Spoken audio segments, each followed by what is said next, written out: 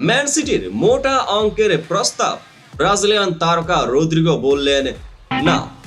কেন? এর পেছনের কারণ আপনাকে অবাক করবে। ফুটবল জগতে বড় খবর, ম্যান সিটির মতো দানব ক্লাবের বিশাল প্রস্তাব ফিরিয়ে দিয়েছেন ব্রাজিলিয়ান সুপারস্টার রদ্রিগো।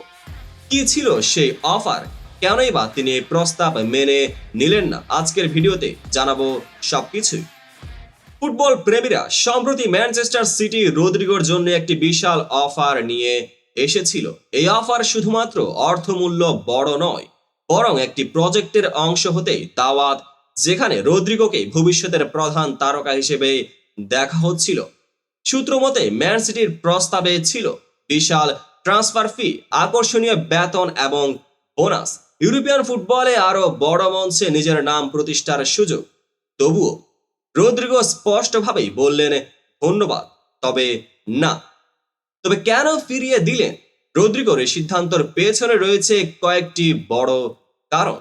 এক, রদ্রিগো রিয়াল মাদ্রিদের প্রতি আনুগত্য।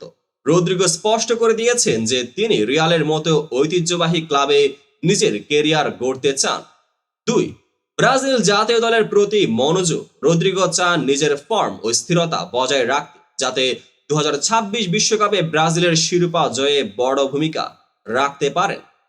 তিন, পরিবার ও ব্যক্তিগত পছন্দ। রদ্রিগোর পরিবার এবং কাছের মানুষের মতে রিয়াল মাদ্রিদে তার স্বাচ্ছন্দ্য বেশি। রদ্রিগো জানেন রিয়াল মাদ্রিদে থাকা মানে ভবিষ্যতে আরো বড় সুযোগ আসবে।